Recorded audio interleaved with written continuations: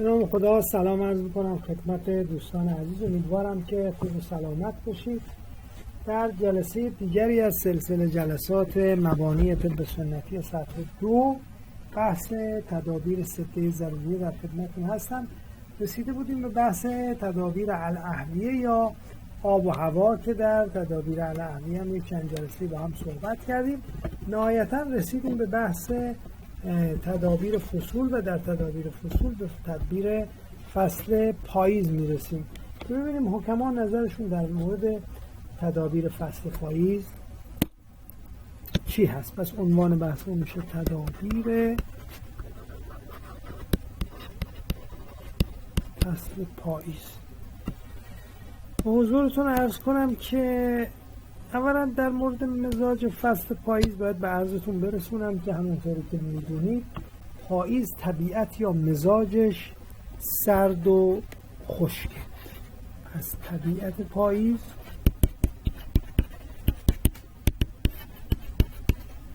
سرد و خشک. البته مزاج فصل پاییز بر اساس ارتفاع منطقه، عرض جغرافیایی، نوع خاکش، میزان بارندگیش، مثلا حکما میگن هرچه بارندگی بیشتر باشه از خشکی اون فصل پاییز اون منطقه کاسته میشه. رطوبت هواش، فاصلش با دریا، نوع بادهاش، وجود یا عدم وجود کوه و مواردی از این دست میتونه متغیر باشه، به میزان از میزان سردی و خشکی متغیری برخوردار باشه. پس به این نکته باید دقت کرد. حضورتون عرض بکنم که همونطوری که میدونید و نکته مهمی که باید لحاظ بکنیم ما اینه که در مواجهه با سن و همینطور مزاج جبلی باید در پاییز تدابیر خاصی را اندیشید. یک سری توصیه ها داریم، یعنی بایدها، و یک سری هم نبایدها که تو این جلسه میخوایم در موردش با هم دیگه صحبت بکنیم. ببینید همونطوری که میدونید تأثیری که سن و تأثیری که فصل، حالا پاییز باشه، تابستون باشه، زمستون باشه یا بهار، روی مزاج جبلی یا بگیم مزاج فعلی عضو یک فرد میگذاره، تأثیر میتونه قابل توجهی باشه. یعنی چی؟ یعنی مثلا پاییزی که سرد و خشکه، افرادی با مزاج گرم و تر یا حتی افراد با سوء مزاج گرم و تر از پاییز منفعت میبرن، نفع میبرن. چرا؟ چون میگه سلامت به این است و درمان به ضد. سوء مزاج گرم و تر یعنی ضدش که میشه سردی و خشکی، میتونه براش کمک کننده باشه. برعکس برای فصل پاییز، برای افراد یا صاحبان سوء مزاج های سرد و خشک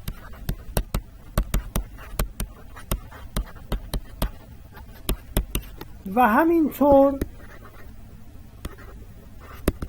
سوء مزاج های سودا، سوء مزاج سوداوی مناسب نیست. چرا؟ چون همونطوری که میدونید مزاج سودا یا کیفیت سودا سرد و خشکه. سردی و خشکی پاییز این سردی و خشکی رو تشدید میکنه. یا سوء مزاج سرد و خشک فرد اگر ساذج باشه، یعنی ساده باشه، باز تشدید میشه. پس به همین دلیل باز میتونیم بگیم که این فصل خیلی مناسب حال هوای افراد سالمند نیست، یا افرادی که بیماری سرد و خشک دارن از این فصل خیلی لذت نمیبرن. چرا؟ خب چون مزاج در واقع سالمندی سرد است. نکته بعد که باید بدونید اینه که مزاج در واقع فصل پاییز مضاد مزاج روح انسان و حیوان و نبات است. و همین دلیل باز فصل پاییز مزاج مضاد مزاج روح انسان و حیوان و حتی نبات دارد. به همین دلیله که اکثر مثلا میوه ها، برگ درختان تو این فصل زرد و در واقع میفته. البته عرض کردیم مثلا منطقه هایی که بارونشون اینجا زیاده، هواشون دیگه از خشکی به سمت رطوبت میل پیدا میکنه.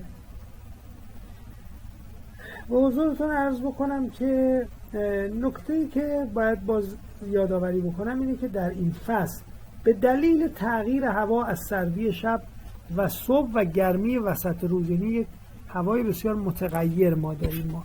پس به دلیل تغییر هوا در شب و روز، مثلا شبا سرد، اول صبح سرد اما وسط روز گرم میشه، به همین دلیل و همینطور اینکه تابستان رو ما پشت سر گذاشتیم، تابستانی که بدن رو تحلیل برده، قوا و ارواح رو تحلیل برده، پس با تقدم تابستان بر آن،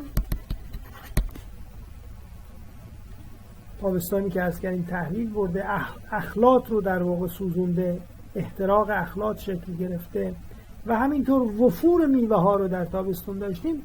به این جمعی این دلایل اینجا در فصل پاییز بیماری ها زیاد میشن، امراض کثیره رخ میدهد. پس یکی به دلیل این تغییر هوا و این تابستانی که محرق اخلاط است، یعنی سوزاننده اخلاط، محلل یعنی تحلیل برنده ارواح و قوا و ابدان است. و همینطور خب عرض کردیم وفور میوه ها که فرد استفاده میکنه. شاید بپرسید خب چه اشکال داره وفور میوه ها؟ میگیم میوه ها غذای دوایی یا دوای غذایی هستند و این غذای دوایی یا دوای غذایی کیفیت هایی از کیفیات چهارگانه رو در بدن تغییر میده و بدن رو یا اندام رو مستعد بیماری سوء مزاج میکنه. به همین دلیل چه بیماری هایی حالا رخ میده بیشتر؟ طیف وسیعی از این بیماری هایی که عرض میکنم قابل اتفاق و رخ دادنه. بیماری هایی چون حمیات بچه ها یعنی تبها. اندکی تعریف تب در طب سنتی با طب رایج فرق میکنه. در طب سنتی یک مفهوم بسیار گسترده، اغلب حکما در کتاب‌هاشون فصل مفصل و مجزایی رو به بحث تبها اختصاص دادن. مجالش نیست اینجا صحبت کنیم. در حد همین بدونید که کاملا با این بالا رفتن دمای بدنی که در طب رایج به عنوان تب میشناسن متفاوت بوده، خیلی گسترده بوده. تب‌های دموی، تب صفراوی، تب سهراوی و الی آخر که حالا انشاءالله در سر جای خودش و در بحث شناخت بیماری ها بهش خواهیم پرداخت. تقطیر البول در واقع بیماری دیگری است که تو این فصل شایع میشه. تقطیر البول، برخلاف این که اسمش تقطیر البوله یعنی قطره قطره آمدن ادرار، ولی واقعیت اینه که خیلی هم به در واقع قطره قطره اومدن نمیگن تقطیر البول. یک مفهوم عامتر و کلیتری به نام، اگه امروزی میخوایم بگیم، تکرر ادرار هم عرض خوبیه باش براش. تکرر ادرار که خود این تکرر ادرار علائم دیگری، یعنی همین تقطیر البول علائم دیگری هم مثلا حرقة البول، علائم و دلایل دیگری چون حرقة البول. حرقة البول هم عرض سوزش ادراره، حالا به دلیل مثلا اکتوبر. یا عسر البول یعنی چی؟ یعنی در ادرار کردن سختی و اذیت شدن. بعضی از میگن دستشویی میگن وقتی ادرار میکنیم درد داریم، اذیت میشیم. سلسل البول، سلسل البول یعنی چی؟ یعنی این هم باز یه جوری تکرر ادراره که علت در واقع این علائم همراه اون در واقع تقطیر البول میتونن با هم دیگه اتفاق بیفتن که منجر به تکرر ادرار یا همون تقطیر البول بشن. تنها در نوع تقطیر البول ناشی از علت دیگرش اگر عسر البول باشه، در اون در واقع مورده که ادرار قطره‌ای دفع میشه. یعنی یک وجه این تقطیر البول یک وجه آن دفع قطره‌ای ادرار است، وگرنه مفهوم عامتر و کلی‌تری داره که همین تکرر ادرار براش شاید بهتر بشه. دیگه از جمله بیماری هایی که ذکر کردن تو این فصل پاییز قوبا هستش بچه‌ها. قوبا هم ارز امروزی بخواد براش بگیم میتونیم بهش بگیم. البته این کار درست نیست که ما همش دنبال هم ارز در طب رایج بگردیم، ولی حالا جهت آشنایی شما عرض میکنم. اگزما در تعریفش اومدن گفتن قوبا در واقع خشونتی که در پوست ظاهر میشه همراه خارش زیاد. پس خشونت و پوست شدن پوست همراه خارش و سوزش و قرمزی و کنده شدن، به این میگن در واقع قوبا. انواع مختلفی هم براش ذکر کردن. ببینید در پاییز کلا بیماری‌های پوستی زیاد میشه. زلق الامعا یک بیماری دیگری است که باز زلق الامعا حکما ذکر کردن.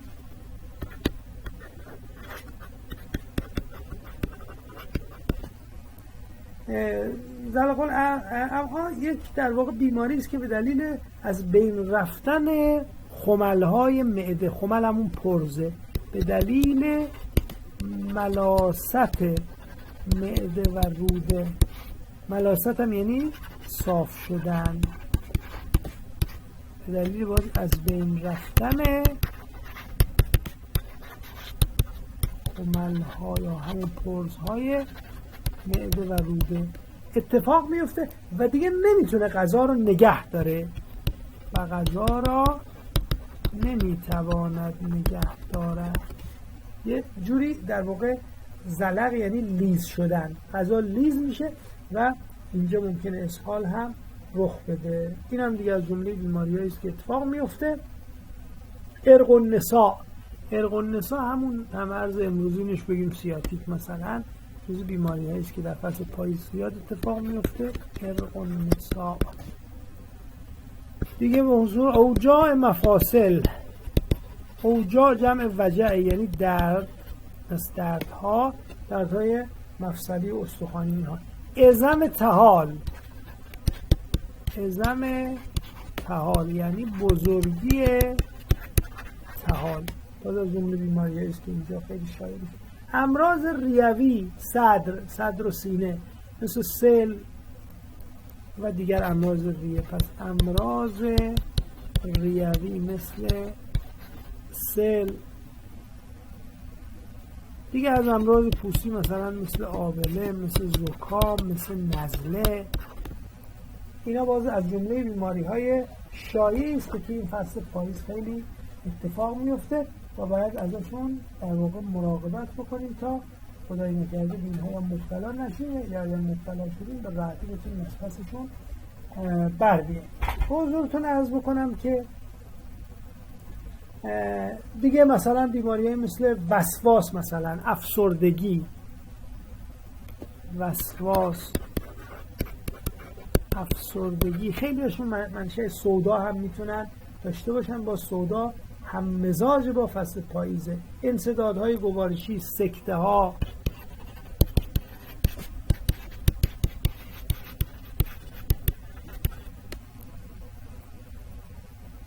شوره سر، حتی خارش پوست،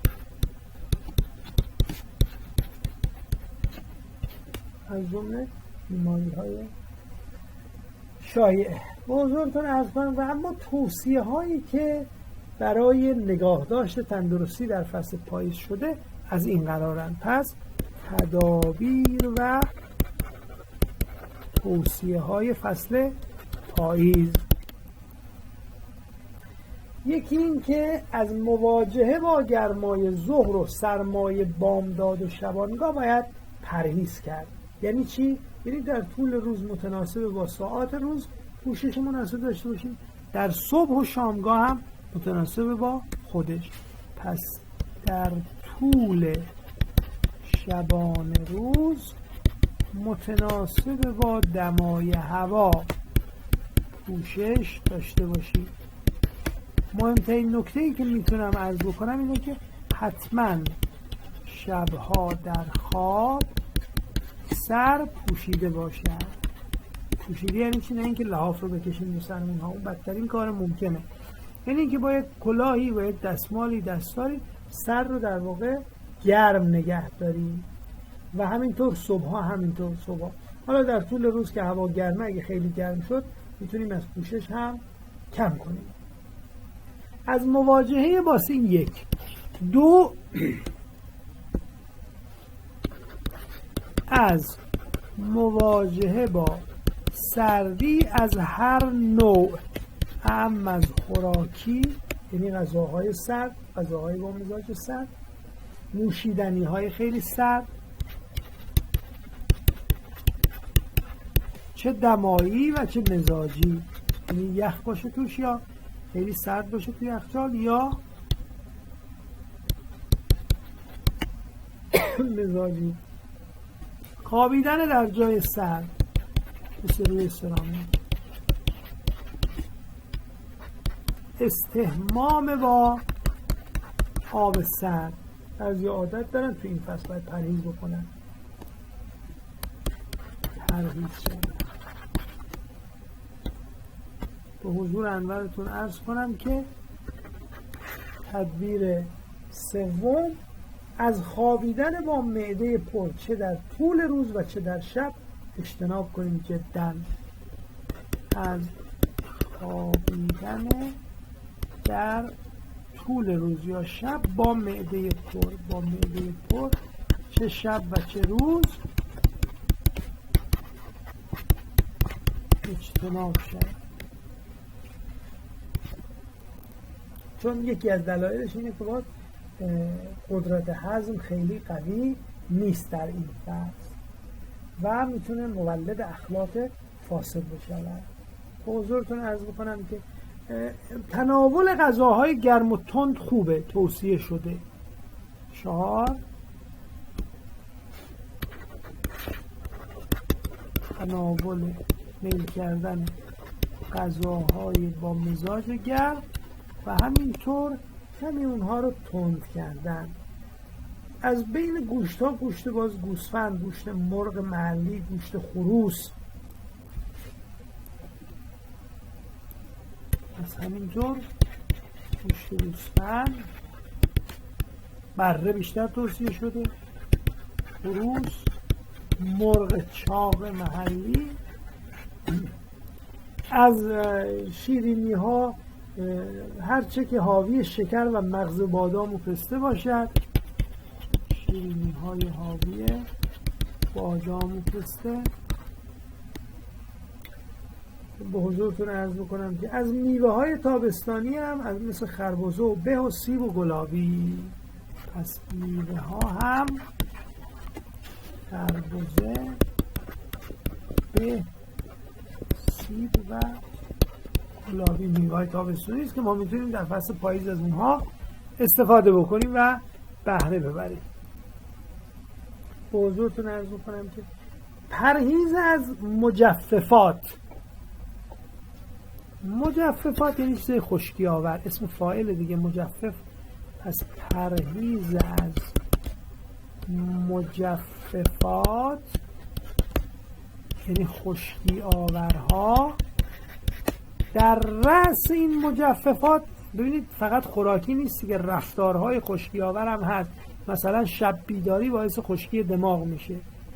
در رأسشون آمیزش جنسی، یکی از مجففات خیلی قوی آمیزش جنسی است که باعث تشدید خشکی میشه. این فصل خودش خشکی داره، بعد ما بیایم با در واقع افراط در آمیزش جنسی هم به این تشدید خشکیه دامن بزنیم تا سوء مزاج خشک مبتلا بشیم، این کار درستی نیست.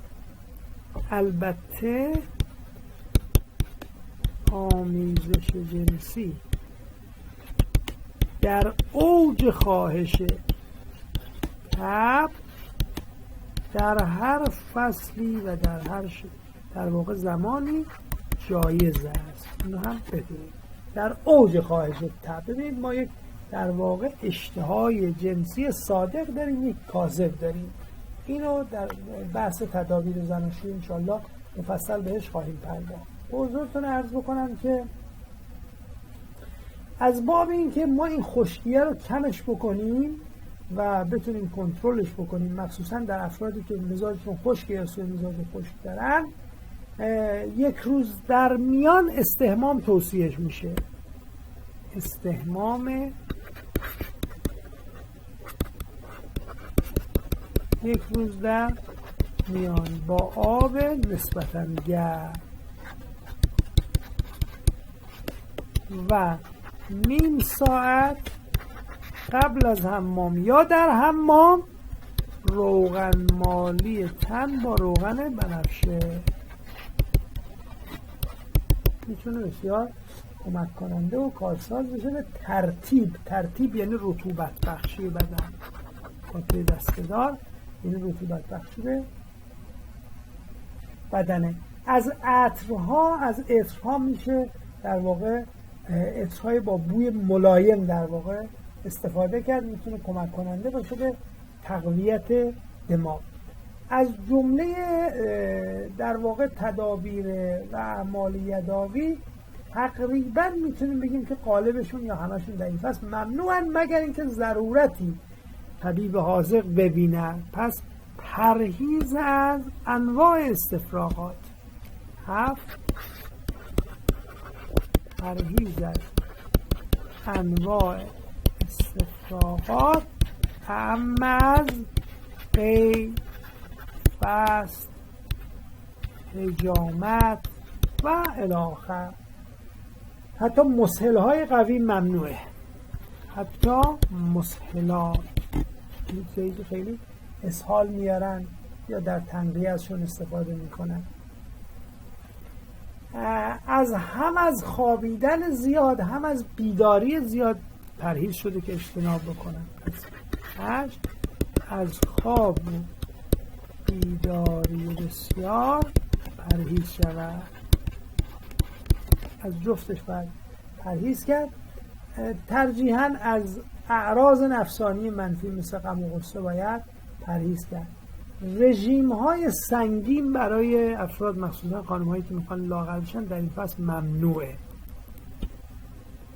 انجام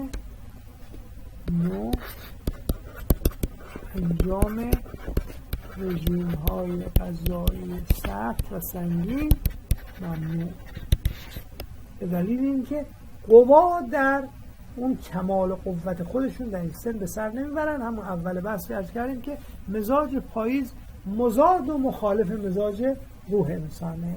پس به همین دلیل یک کمی ضعف قوا ما خواهیم داشت. به حضورتون عرض بکنم از تعریق شدید، حالا میخواد ورزش باشه یا به هر شکل بدن، به هر شکلی خروج آب از بدن باید کنترل بشه. پس از تعریق شدید باید پرهیز بشه. 9 پرهیز از تعریق شدید به هر نحوه ممکن. پرهیز از غذاهای فراوری شده، چون اونها میتونن مولد سودا بشوند و کار رو یه خورده سخت بکنن. پس پرهیز از غذاهای فراوری شده، کنسروی، فست فودها تو این فصل منع، همه این فصل ها ممنوعه که این فصل منع مصرفشون بیشتره. سوسیس و کالباس، گوشت گاو، گوشت مانده، گوشت فریزری، منجمد و الی آخر.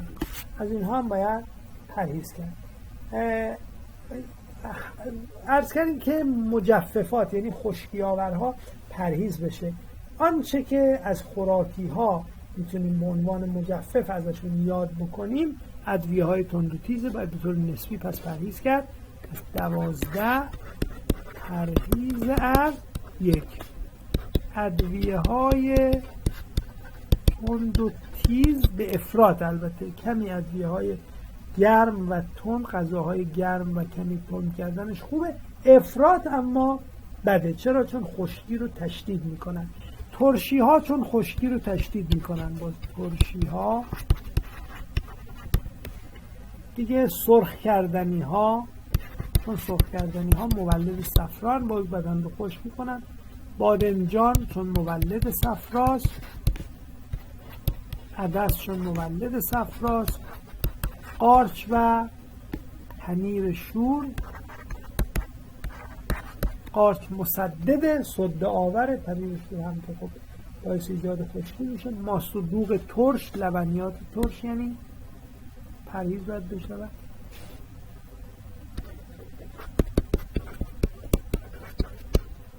هم ماستش هم دوغ. کشک همینطور به صورت نسبی باید پرهیز کرد. ربها و سس ها پرهیز کرد. تقریبا میتونیم بگیم پاییز در واقع پرهیزات بیشتر نسبت فصلهای دیگه داره. غذاهای مانده و نمکسود همینطور. چای پررنگ همینطور. مایعات با یخ همینطور. شوری ها و تنقلات شور مثل چیپس و پفک و اینها، تخمه و اینها در واقع باید پرهیز کرد. در مصرف میوه های سرد و تر تابستانی باید یک پرهیز نسبی داشت.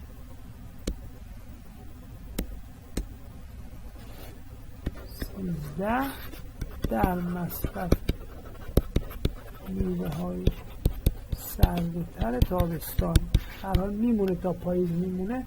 مثلا مثل هلو، مثل آلو، شلیم، اینا باید نسبی پرهیز کرد. و همینطور از محرکات، خوراکی های محرک مثل چی؟ مثل قهوه، نسکافه، سیر، پیاز، کاکائو. پس محرکاتی چون سیر و پیاز و کاکائو، نسکافه.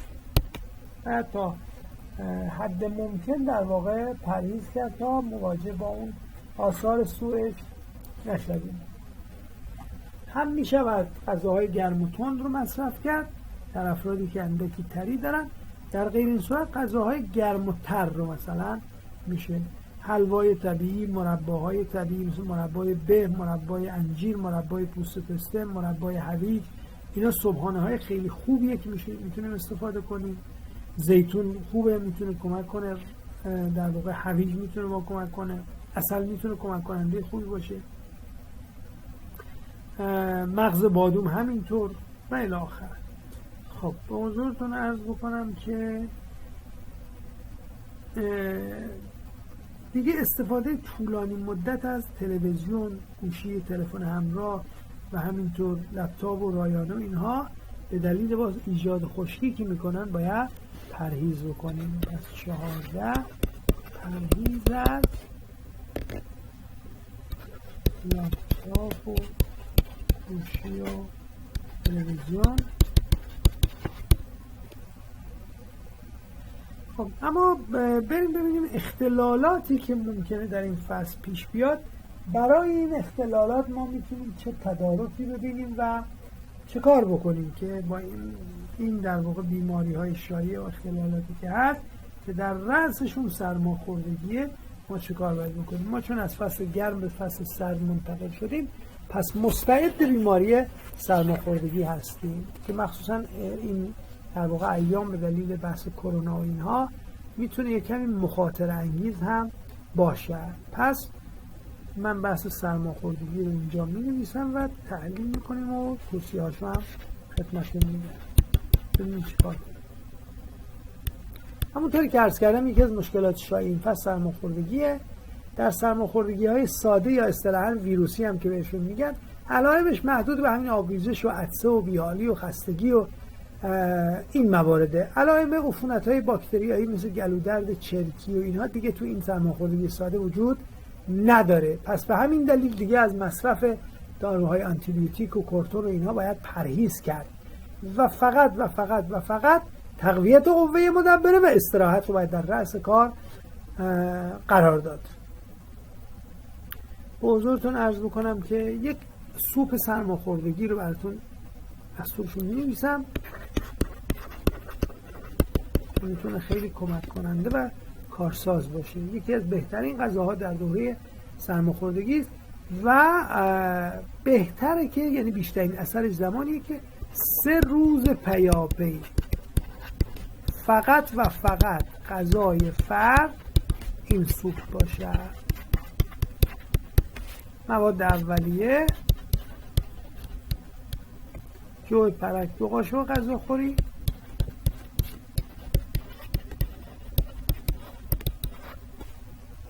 بال و گردن مرغ محلی یا خانگی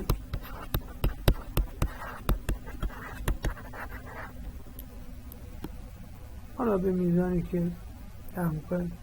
نیاز گشنیز 100 گرم،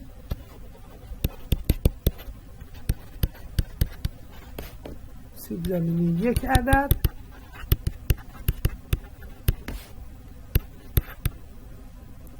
کدوی سبز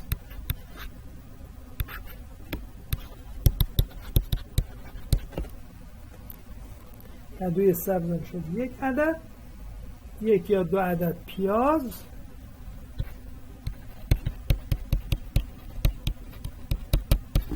سیر 1 حبه، این برای 1 نفر 1 وعده داریم میگیم.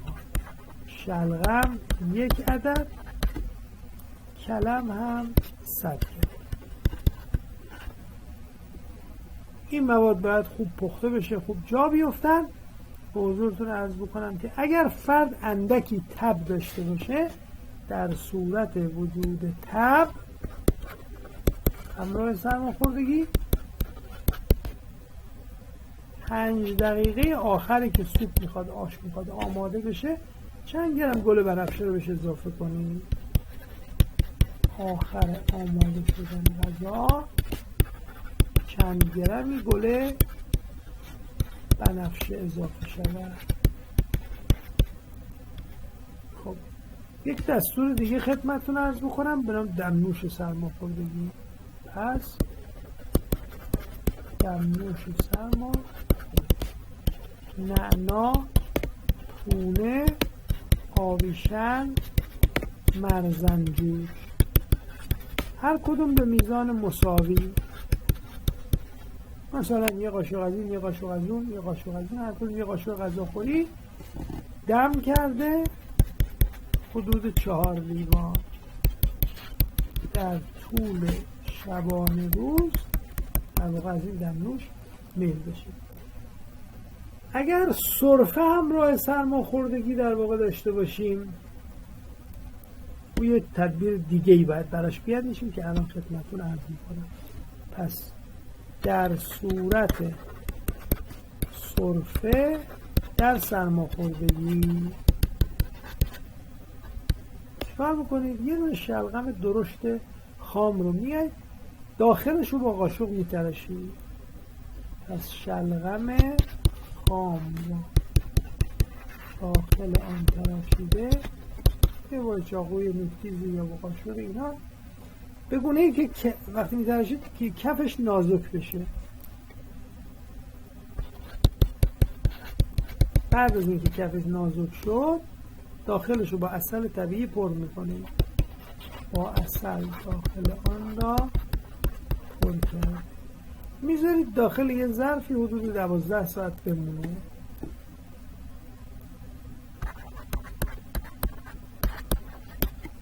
تا 12 ساعت میذارید داخل ظرفی بمونه. بعد از 12 ساعت یه آبی داخل ظرف یا درون شلغم جمع شده، اون آب رو میل میکنید. آبی که داخل شلغم پس داده شده یا داخل ظرفه، این رو میل میکنید. به حضورتون عرض بکنم که یک دستور خیلی مهم، حالا که اسم شلغم شد به عنوان یادگاری خدمتتون عرض میکنم. اگر بتونید 1 سال بر این مداومت و رعایت بکنید برکات زیادی رو براتون خواهد داشت و اون اینه از زمان ورود شلغم به بازار تا زمان خروج آن، یعنی حدوداً از آبان ماه تا اسفند ماه در نظر بگیرید، هر روز به هر شکل و نحو ممکن سوپ، پختن، کبابی کردن، آبپز، در واقع نمکپز، هر جور ممکنی یک عدد شلغم را روزانه هر روز میل کنه. اون سال که سهله، یکی دو سه سال بعدش هم انقدر سیستم ایمنی قوی میشه که ممکنه تا چند سال بعدم در واقع سرما نخورید و سرماخوردگی مبتلا نشید. این هم گزیده‌ای از تدابیر فصل پاییز بود که انشاءالله فصل زمستانمون مونده که در جلسه بعدی در خدمت شما دوستان عزیز خواهم بود. یا حق و خدا نگهدار.